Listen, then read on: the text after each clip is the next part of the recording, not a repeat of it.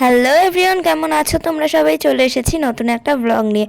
আর এই দুদিন ভিডিও ছাড়তে না পারার জন্য আগেই ক্ষমা চেয়ে নিচ্ছি, কারণ এই 2-3 দিন ধরেই আমি দিদি ভাইয়ের সাথে আর কি সাজাতে যাচ্ছি। ওর অনেকগুলো ব্রাইডাল বুকিং।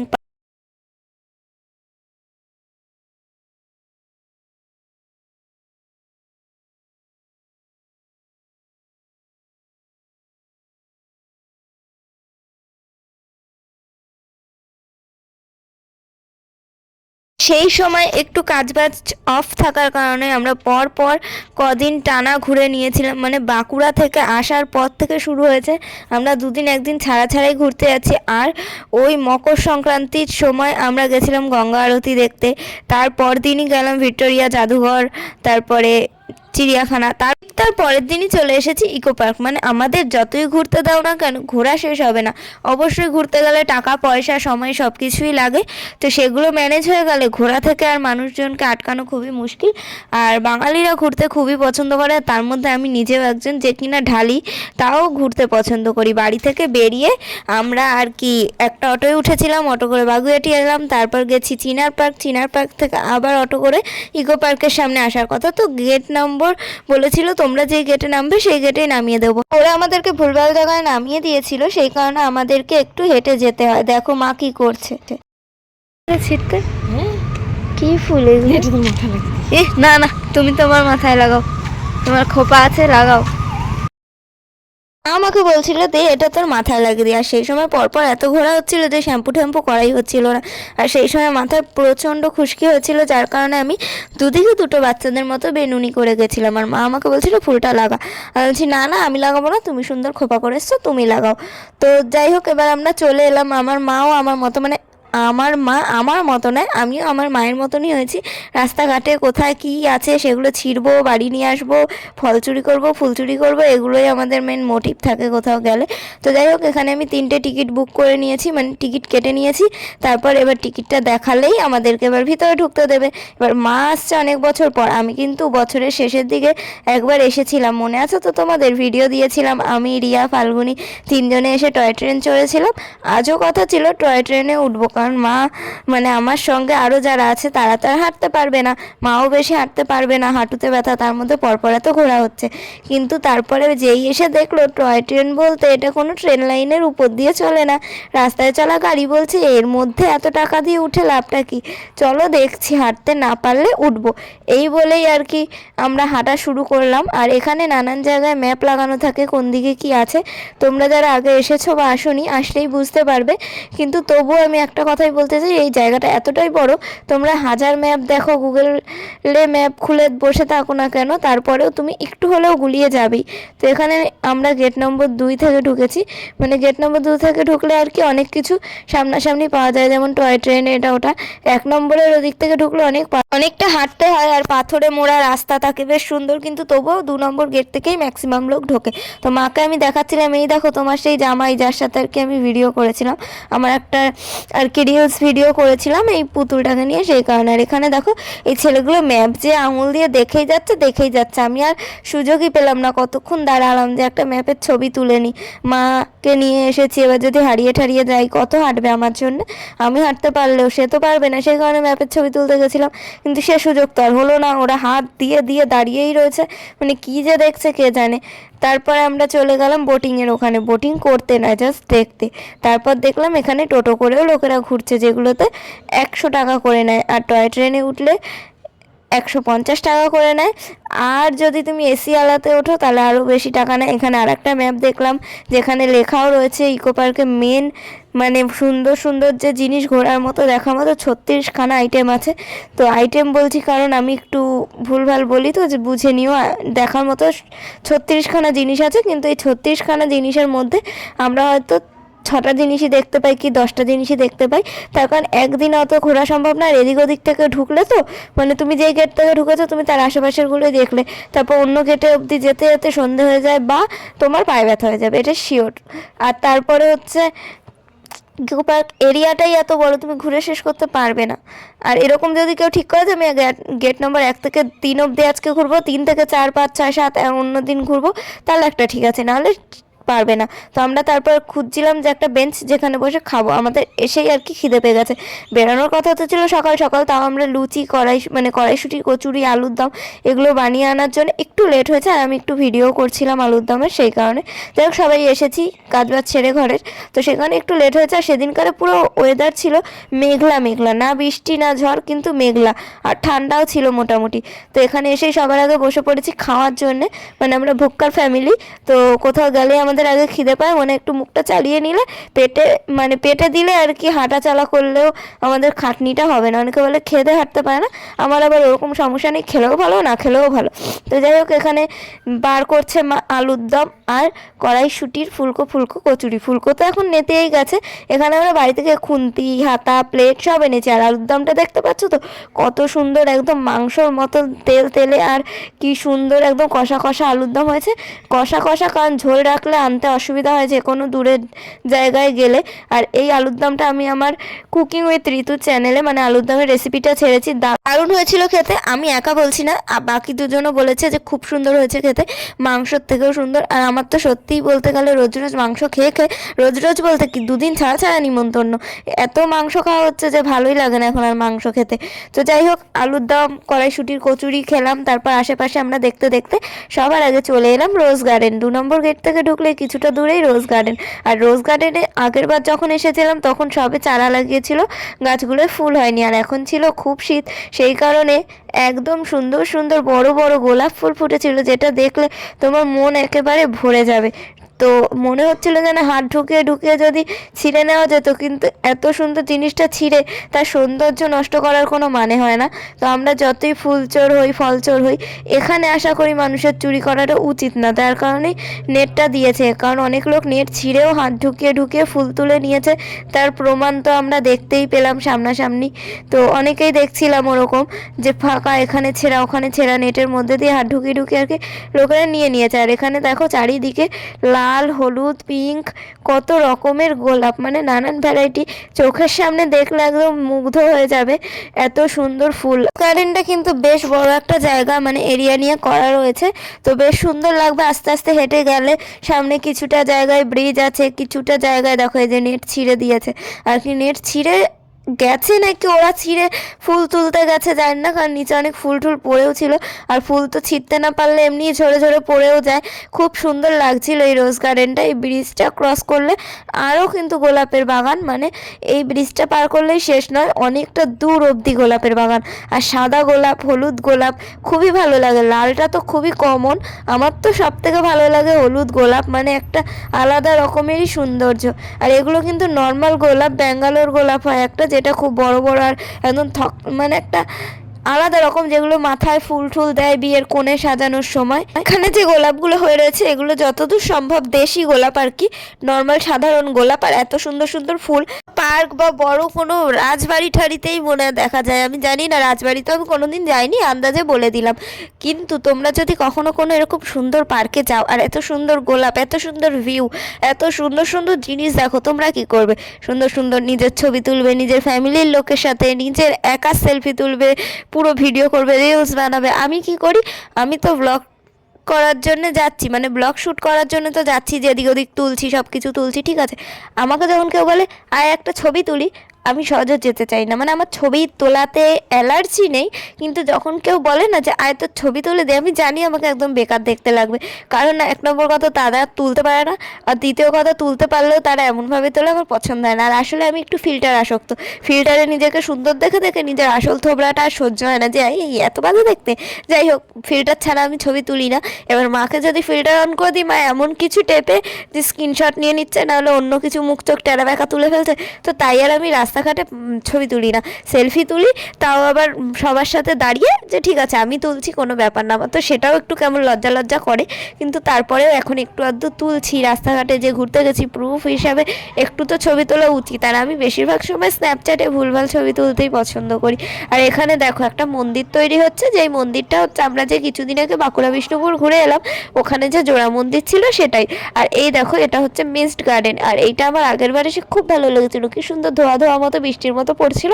আমি আর ফাল্গুনি কিন্তু খুব নাচানাচি করেছিলাম। এবার দেখলাম ঠান্ডার কারণে এগুলো বন্ধ রাখা হয়েছে। বাইরের ওয়েদার দেখে তো তোমরা বুঝতেই পারছো কতটা মেঘলা, একদমই রোদ ওঠেনি। সেই কারণেই হয়তো এই জিনিসগুলো বন্ধ রাখা হয়েছে। আর এই শীতের মধ্যে যদি মানুষজন ভেজে, কারণ এগুলো চালালে আনন্দ করে সবাই যাবে, বাচ্চা থেকে বড়, তারপর ভিজে সর্দি জ্বর লাগতেই পারে। আর এখানে মা আমাকে বলছিল তুই আগে আগে যা ওই জিরাফের কাছে, আমি তোর একটা ছবি তুলে দিয়ে দেখো, পিছন থেকে দেখে কেউ বলবে আমি একটা এত বড় মেয়ে। আমার নিজেকে দেখে মনে হচ্ছে আমি হয়তো 7-8-এ পড়া, তার থেকেও ছোট বাচ্চা। মানে আজকাল 7-8-এ পড়া বাচ্চারাও যা হাব ভাব দেয়, যা স্টাইল মেকআপ, মানে তাদের অ্যাটিটিউড একটা অন্যরকম। আর আমার হাব ভাব দেখো একদম ঢেঁড়সের মতো। মানে যতই বয়স বাড়ুক, আমার মন আর আমার মেন্টালিটি আর আমার এই যে মানে কি বলে লুকস, এটা হচ্ছে বাচ্চাদের মতনই রয়ে গেছে। বয়সটা হয়তো বেড়ে গেছে, তো কি আর করা যাবে, এতে অনেক সুযোগ সুবিধাও পাওয়া যায়।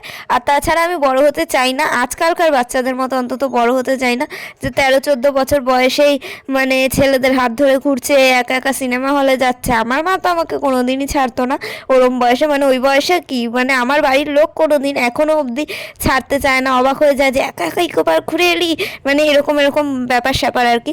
আর সেখানে দাঁড়িয়ে আমার মায়ের সাথে ঘুরতে যেতে সব থেকে বেশি ভালো লাগে।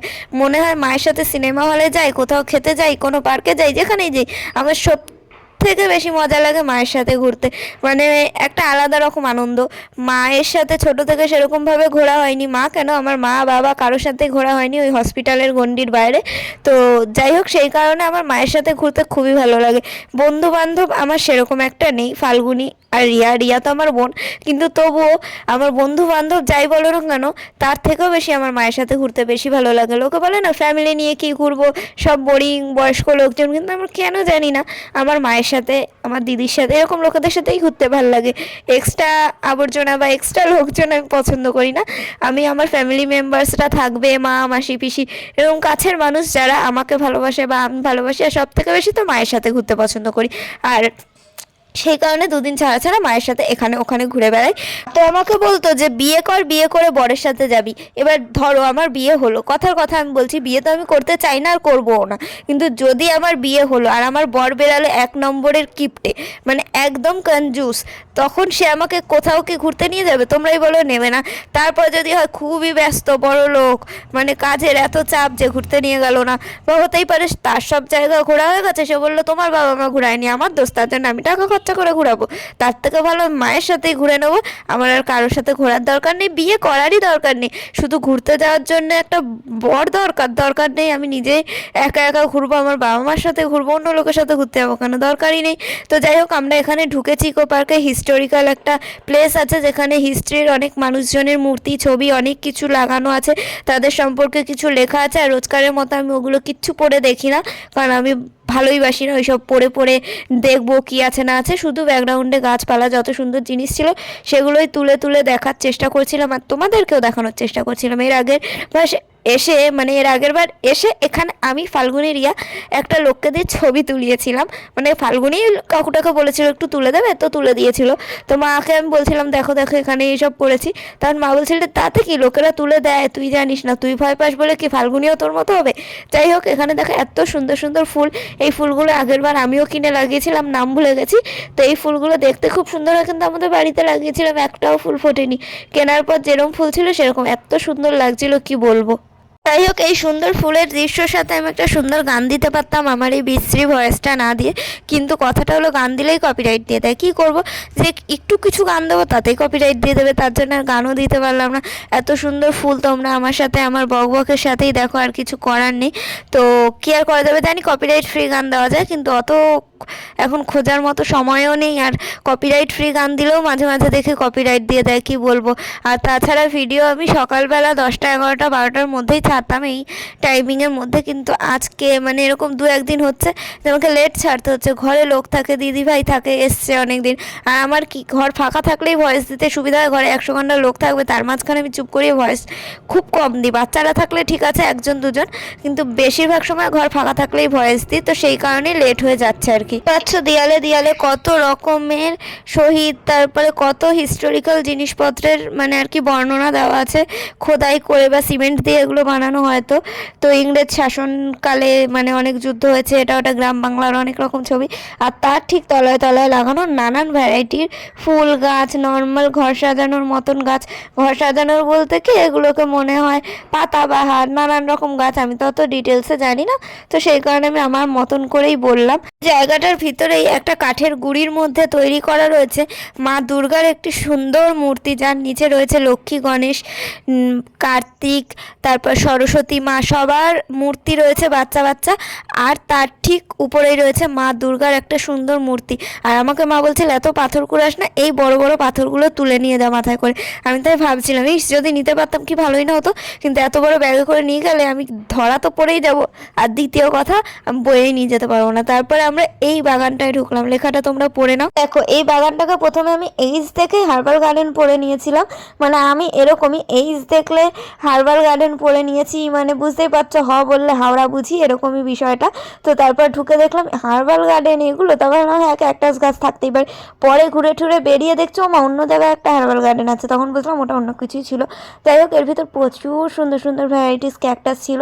তোমার যত শত্রু আছে তাকে এখানে ক্যাকটাস দেখাতে এনে কাট করে একদম এর মধ্যেই ফেলে দাও, দেখবে একদম যত তার মানে বদলা নেওয়া হয়ে যাবে একদম। আর এখানের পাথরগুলোও সুন্দর ছিল, কিন্তু এখানে হাত দিতে গেলে কাটার কোচা খেয়ে মরে যাবো আর কি। তো যাই হোক, এখানে সুন্দর সুন্দর ক্যাকটাস দেখলাম আমি আর মা মিলে। আর এত সুন্দর ক্যাকটাস গাছ কিন্তু আমারও খুব ভালো লাগে, কিন্তু ছোট ছোট, এত বড় বড় লাগাবো কখন আমি হাত দিয়ে চেপে ধরে ফেলবো, আমার হাতেই সব কাটা ঢুকে যাবে। মানে আমার আবার ডিফেক্ট আছে যে আমি গাছ লাগাই বা কিছু পুষি, আমি চাই তাকে একটু ধরবো, আদর করব। গাছ আদর করা যায় না আমি জানি, কিন্তু তারপরেও আমি আমার বাড়ির গাছের পাতা ধরবো, ফুল ধরবো, ছিঁড়বো না কিন্তু ছবি তুলবো, একটু ধরবো, জল দেবো, এগুলো করতে আমার ভালো লাগে। এবার ক্যাকটাস গাছ তো ধরতে গেলে আমি একদম হাতই ঝাঁঝরা করে ফেলবো। তো ক্যাকটাসটা দেখার পর এর দিকে এসে দেখলাম অনেকগুলো লোক বোটিং করছিল। তো ঢোকার পথে এই জিনিসটা দেখেছিলাম, কিন্তু এবার একটু কাছ থেকে গিয়ে দেখলাম যে সবাই বোটিং করছিল। পিছনে একটা ঝর্ণার জল মানে যেটা বানানো হয়েছে, সেই জিনিসটা খুব সুন্দর লাগে। অনেকে ইকো পার্কে প্রথম যখন ওপেন হয়েছিল, মানে কয়েক বছর হয়েছিল নতুন নতুন, ওই জায়গাটা এসে প্রচুর ফটোশ্যুট করতো লোকেরা। তো এখন এখানে বোটিংয়ের সিস্টেম রয়েছে অনেক দিন থেকেই, আর এখানে বোটিং খুব কম প্রাইস ছিল, ছোট ছোট যেহেতু নিজেদেরকে চালাতে হচ্ছে। তারপর আমরা এই গার্ডেনটার ভিতর মানে গার্ডেনের মধ্যে এই বাগানটার ভিতর ঢুকলাম, যেখানে প্রচুর রকমের ফার্ন গাছ লাগানো রয়েছে। যেগুলো ফার্ন কোন কাজে লাগে আমি জানি না, আমি বিজ্ঞান বইয়ে পড়েছি বা রাস্তার গায়ে গায়ে গায়ে দেয়ালে ঠিয়ালে হতে দেখেছি, কিন্তু বেশিরভাগ ফার্নই মরে গেছিলো। তো এখানে কোনো গার্ড বা সেরকম কেউ ছিল না যে গাছের দেখাশোনা করছিল বা গাছ কেউ ছিঁড়ে নিচ্ছে কিনা দেখছিল। এই গার্ডেনটা আমার খুব ভালো লেগেছে, এই গার্ডেনের ভিতরে এই প্লেসটা খুব ভালো লেগেছে। এখানে সুন্দর সুন্দর অর্কিড নানান রকমের আর কি গাছ ছিল, যেগুলো আমি তখন বুঝতে না পারলেও বাড়ি এসে এর সম্পর্কে একটু খোঁজ নেওয়াতে বুঝলাম এগুলো অর্কিড। আর এখান থেকে তুমি যদি একটা গাছ তুলেও নাও, মানে আমি ফিস করে বলছি আর কি কথাটা, কাউকে বলো না, এখান থেকে যদি তুমি একটা গাছ তুলেও নাও কেউ যেন জানতেই পারবে না, মানে উল্টে পুল্টে পড়ে আছে, এরা যত্নই করে না। তারপর আমি এখানে দেখতে পেলাম প্রচুর সুন্দর অর্কিডের ফুল হয়েছে, আর প্রচুর পাতা রয়েছে, গাছ রয়েছে ভ্যারাইটিস। আর লোকজনও খুব বেশি আসে না, ভাবে গাছপালাই তো কী আর দেখবো। তো যাই হোক, ওখান থেকে বেরিয়ে এসে আমি একটু খেয়ে নিচ্ছি সেই চিপস যেটা আমরা চিড়িয়াখানা যাওয়ার দিন কিনেছিলাম। পুরোটা তো শেষ হয়নি, তার জন্য সেদিন খাচ্ছিলাম, আর মা খাচ্ছিল কমলা লেবু। খাওয়ার পর বেরিয়ে চলে যাচ্ছি আমরা গ্রাম বাংলার উদ্দেশ্যে। আমি এটাকে আগে বাংলাদেশ ভাবতাম যে বাংলাদেশ ফুটিয়ে তুলেছে, তো দেন আমার মনে পড়লো বাংলাদেশ কেন হতে যাবে, আমাদের গ্রাম বাংলা কম কোথায়। তো সেই কারণে বাংলাদেশ আর আমাদের গ্রাম বাংলা কিছুটা তো সিমিলার, গ্রাম মানে তো গ্রামই। তো এখানে টিকিটের প্রাইস 10 টাকা, 30 টাকা দিয়ে 3টে টিকিট কেটে আমরা ঢুকে পড়লাম। এই জায়গাটা প্রচুর সুন্দর, মানে আসলে মন প্রাণ সব কিছু ভরে যাবে। যারা কোনোদিন গ্রামে যাওনি তাদেরও খুব ভালো লাগবে। এখানে আমরা 3জন ঢুকে একদম মুগ্ধ হয়ে যাচ্ছিলাম। তো এখানেই আমরা সব থেকে বেশি টাইম স্পেন্ড করেছি ইকো পার্কের মধ্যে। অন্য জায়গার থেকে এখানটা একটু টাইমটা বেশি লেগেছে, কারণ জায়গাটা এরিয়াটা অনেকটা বড়, অনেক সুন্দর ফল টল হয়েছে, সবজি হয়েছে। আর যেখানটা সর্ষে ক্ষেত, আগের বার এসে প্রচুর সুন্দর সর্ষে ফুল দেখেছিলাম, এখন ফুল ঝরে গিয়ে সর্ষে হয়ে গেছে, তাই গ্রিন দেখা যাচ্ছে। আগেরবার ইয়েলো ছিল। আর এখানে দেখো কত সুন্দর মূর্তি, যেন পুরো রিয়ালিস্টিক গ্রাম। আর এই ঘরগুলোকে যারা নকল ভাবো তারা কিন্তু ভুল ভাবো, এর ভিতর মানুষ থাকে, জীবিত মানুষ থাকে। যারা এখানে কাজ করে বা কিছু করে তারা এর ভিতর থাকে, রান্না করে, পুকুর থেকে মাছ ধরে। ঠিক গ্রামের ফিলিংসটা তারা এই ডুপ্লিকেট গ্রামে এসে পায়। আর আমার মা দেখো ওর গাল টিপে দিচ্ছে, মানে এই পুতুলগুলো এতটা রিয়েলিস্টিক, তোমার দেখেই মনে হবে একটু জড়িয়ে ধরি বা একটু মানে জিজ্ঞেস করতে নিজে থেকে মন চাইবে, তা দিদি দিদি কী রান্না হচ্ছে, কী সবজি বিক্রি করছেন, মানে মনে হবে যেন পুরো মানুষ। আর ঘর বাড়িগুলো এত সুন্দর, আমার তো খালি মনে হয় এখানে যদি এসে এক রাতও কাটাতে পারতাম কি ভালো এক্সপিরিয়েন্সই না হতো, কারণ এত প্রপার এরকম গ্রামে তো আমি নিজে কখনো যাইনি। ওই বাঁকুড়াই সব থেকে গ্রাম এলাকার মধ্যে যাওয়া হয়েছে আমার, সেটা হচ্ছে এই বাঁকুড়া। তার থেকে বেশি গ্রাম বা কারেন্ট নেই বা এরকম মাটির ঘরওয়ালা গ্রামে তো যাইনি। আর এই কাকিমা দেখো গ্যাসে মানে উনুনে রান্না করছে। তো তারপরে আমরা চলে এলাম আরও একটু হেঁটে হেঁটে গ্রাম বাংলার ভিতরে এরকম কিছু মূর্তি দাঁড়িয়ে থাকে, স্কুল ড্রেস পরা মা গিয়ে তাকে হাঁক করার চেষ্টা করছে না কী করছে জানি না, মাকে বললাম হ্যাঁ হ্যাঁ করো আমি ছবি তুলছি। তো ও পাশেও দেখলাম কতগুলো ছেলে ওই সবই করছিল। মেয়েগুলো ভাবছে কি আমাদের উপর এরকম অত্যাচার হচ্ছে, বউ এসে জড়িয়ে ধরছে, ছেলে এসে জড়িয়ে ধরছে, কাকু এসে জড়িয়ে ধরছে, কিন্তু ওটা তো মূর্তি না। তো যাই হোক এখানে প্রচুর প্রচুর সবজি হয়েছিল। তারপর এখান থেকে আমরা চলে গেলাম যেখানে আর কি বাজার বসে, এই গ্রামের বাজারে। আর বাজারে অনেক লোক ছিল যারা বিক্রি করছিল, খরিদ্দার কিন্তু কম ছিল। আমরা গেছি, গিয়ে দেখলাম যে অনেক নতুন নতুন সবজি চলে এসেছে, মাটির সবজি, ঠিক আছে।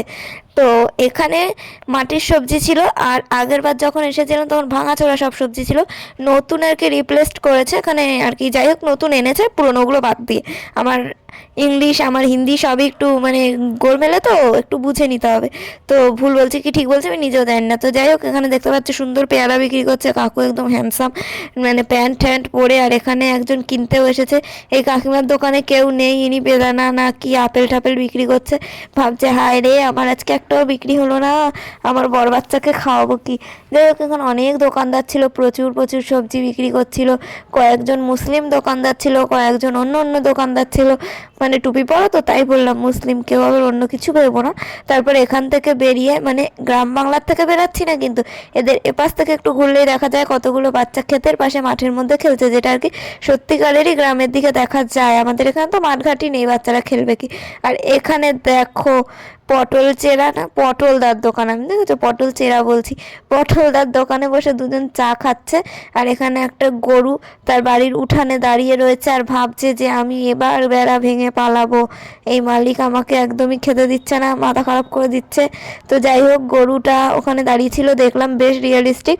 আর এই পুকুর পাড়ে দেখো একজন দাঁড়িয়ে আছে, আমি তো ভেবেছি সত্যি এই জিনিসগুলো এত রিয়েলিস্টিক আর এত সুন্দর করে বানানো কি বলবো। আর এই যে সেই চণ্ডী মণ্ডপ, যেটা আগেরবার ভিডিওতে তুলেও ভিডিওটা কোনোভাবে আর কি তোলা হয়নি বা ডিলিট হয়ে গেছে জানি না। এখানে আমি দেখছিলাম একজন আর কি মুসলিমরা যেরকম হ্যাট পরে সেরকম টুপি পরা একজন ছিল। আমি তাই মাকে বলছিলাম যে এরকম কি হয়েছে, মুসলিমরাও দুর্গা মূর্তি তৈরি করে? মা বলছে কে জানে, হতে পারে। তো এখানে দেখো কাজও হচ্ছিল, এই যে নতুন করে খড় দেওয়া হচ্ছে এখানকার আর কি যে ঘরগুলোতে, নকল ঘর বা আসল ঘর যাই বলো না কেন, যে খড় দেওয়া হচ্ছে এক পাশ দিয়ে আর একদিক দিয়ে সেট করা হচ্ছে। এই মানুষগুলো কতটা পরিশ্রম করে এই জায়গাগুলোকে এত সুন্দর করে রাখার জন্য, তোমরা তো দেখতেই পাচ্ছ। এটা হচ্ছে একটা পাঠশালা, যার টিচার কিনা আবার দোকানদারিও করে আবার পাঠশালাতে পড়ায়। একজন এখানে পড়া পায়নি বলে কান ধরে দাঁড় করিয়ে দিয়েছে। আর দেখো কি সুন্দর সুন্দর ফুলকপি, বাঁধাকপি, পালং শাক কত কিছু হয়েছে। আর এই গরুর গাড়িটা, এটাকেই মনে হয় গরুর গাড়ি বলে নাকি নাঙল বলে। যাই হোক আমি তো গ্রামে কখনো সেরকম যাইনি তাই জানি না। আমাকে মা বলছে যা গিয়ে গরুর সামনে দাঁড়া, ছবি তুলে দিই। কিন্তু আমি গরুর সামনে তো দাঁড়ানোর মানে দাঁড়াইনি, গরুর পাশে একটু দাঁড়িয়ে কোনো রকম করে চলে গেলাম। বেরিয়ে এসে দেখতে পেলাম এই একটা কি জিনিস নতুন আর কি তৈরি হচ্ছে। আমরা চলে গেলাম একদম ইকো পার্কের শেষ মাথায় হার্বাল গার্ডেনে। হার্বাল গার্ডেনটা একদম শেষের দিকে। তো ওইখানে গিয়ে আমরা একটু রেস্ট নিয়ে নিলাম, মানে বসলাম আর কি। তারপর ওখানে কিছুক্ষণ বসে বেরিয়ে চলে এলাম আমরা মানে যে সপ্তম আশ্চর্য আছে, আমি ইংলিশে আর গেলাম না, কি বলে বসবো তার ঠিক নেই, সেটা খুঁজছিলাম পাচ্ছিলাম না দেখে লাস্ট ফিনিশিং আমি ম্যাপ ওপেন করলাম, এদিক ওদিক ঘুরছিলাম। আর আমি খালি ভাবছিলাম সঙ্গে মা রয়েছে আর কত ঘুরবো। সেই ঘুরতে ঘুরতে চলে এলাম বাটারফ্লাই গার্ডেনে। আর এই জিনিসটা দেখতে পেলাম, আগের দিন যেটা খেয়ালই করিনি। মাকে বললাম যাও যাও তুমি ছুটে ছুটে গিয়ে ওখানে দাঁড়াও, তোমার ছবি তুলে দিই। এবার মা বললো তুই যা। তারপরে আমি বললাম না না তুমিই যাও, তোমাকেই বাটারফ্লাই মানাবে, আমাকে মানাবে না। তো যাই হোক ওখানে গিয়ে ছবি তুলে বাটারফ্লাই দেখার জন্য ভিতরে গেলাম। ও মা, তারপর গিয়ে দেখছি এটা তো কোনো খাঁচা না, একদিক দিয়ে ভালো, খাঁচায় বন্দি থাকার জিনিস যারা নয় তাদের জোর করে খাঁচায় বন্দি করে রাখা উচিত না। এখানে এমন কিছু গাছপালা লাগানো আছে যার আকর্ষণেই প্রজাপতি, মথ, শুঁয়োপোকা এখানে আসে, বাচ্চা দেয়, আবার সেইগুলোই প্রজাপতি হয়ে ফোটে। ফোটে, সেই কারণেই আর কি প্রজাপতি দেখা যায় ওর ভিতরে, আর কিছুই না। সবসময় যে গেলেই দেখতে পাবে তার কোনো মানে নেই।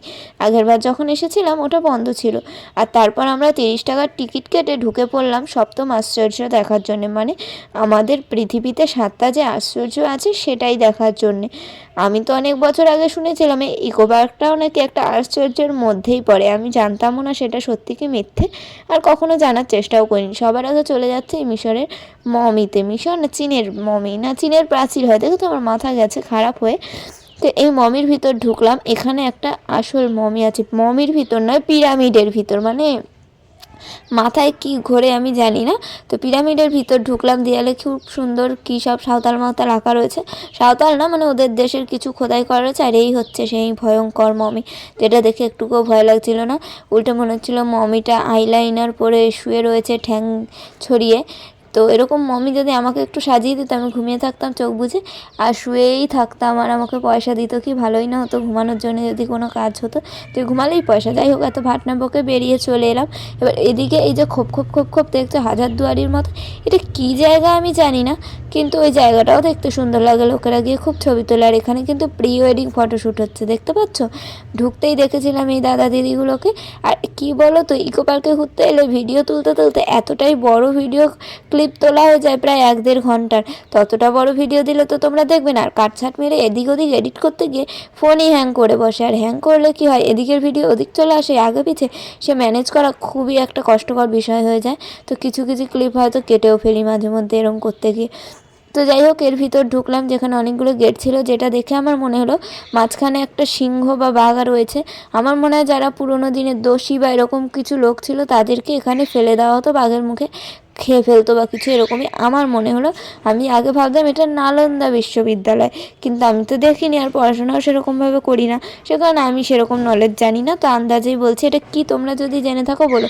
আর হ্যাঁ, এগুলোর বাইরে কিন্তু লেখা থাকে, লেখাটা আমি এতবার গিয়েও পড়ে উদ্ধার করিনি, সেই কারণে আমি জানি না। তারপর এখান দিয়ে নেমে আমাদেরকে যেতে হবে অন্য একটা জায়গায়। সবাই চীনের প্রাচীরে উঠছিল, কিন্তু আমরা উঠিনি, কারণ মা উঠতে পারবে না, আমার সঙ্গে যারা আছে তারা কেউই উঠতে পারবে না। আমি উঠতে পারলেও আর আমি উঠে অন্য দিক দিয়ে নামবো, আর এখানে খোঁজাখুঁজি পড়ে যাবে, দরকারই নেই, উঠবোই না। আমি এর আগে 2বার উঠেছি, কতবার আর ওঠা লাগে। এই জায়গাগুলোতে একটু আলো থাকতে আসলেই ভালো। আগের বার এসেছিলাম একদম অন্ধকার হয়ে গেছিলো। আর এটা বিশ্বের সবথেকে বড় প্রাচীর, তো সেটাই, ওখানে অনেক কিছু লেখা ছিল তোমরা দেখতে পেলে। এখানে প্রচুর লোক ফটো তোলে, এত রিয়েলিস্টিক জিনিসগুলো বানানো, যেই চীনের প্রাচীরের পাশে যেরকম ধরনের আর কি ব্যাকগ্রাউন্ড, এখানে তারাও সেরকম জিনিসপত্র রাখারই চেষ্টা করে। এবার চীনের প্রাচীরের মতো অত উঁচু তো আর করতে পারবে না, যতটা সম্ভব অনেকটা উঁচুই, এটা উঠলে বোঝা যায়। আর এটা কীরকম প্রাচীর আমি জানি না, আমি তো ভাবতাম চীনের পাঁচিল। পাঁচিল বলতে কি, আমরা দেয়ালে যেরকম বাড়ির পাশে বাউন্ডারি দিয়ে, আমি এতদিন এটাই জানতাম, এখানে এসেই এটা জানলাম যে চীনের প্রাচীর বলতে এরকম কিছু। আর মা বলছিল তাজমহলের বাইরে নাকি সত্যি এরকম যে ডিজাইন করা রয়েছে, ফোয়ারা বা যাই বলো না কেন, এই জিনিসটা থাকে। আর আমার মা কিন্তু আসল তাজমহলও দেখে ফেলেছে, কি বলবো বলো, আমার কপালে তো আসল দেখার সৌভাগ্য নেই, তাই এইটাই দেখছি। মা আমাকে খালি বলছিল এখানে দাঁড়িয়ে ছবি তোল, আমি বলছিলাম তোমরা দুজন দাঁড়াও আমি তুলে দিই, পোজ দাও। মা বলছে না না, আমরা আসল দেখে নিয়েছি, নকলের ফিল নেবো কেন, তুই নে। তারপর আমি ভাবছিলাম হায় রে, এখানেও আমাকে অপমান করে দিল, আমি মোয়ে হয়ে গেলাম। তো যাই হোক, আমি নকল তাজমহলের সাথে আর কি ছবি তুলবো বলো, নিচে মা দাঁড়িয়ে সিঁড়ি ভাঙতে পারবে না বলে, আর আমি কাছে উঠেছি এত উঁচুতে যেখান দিয়ে ছবি তুললে মনে হবে মশা নাহলে পিঁপড়ে দাঁড়িয়ে রয়েছে।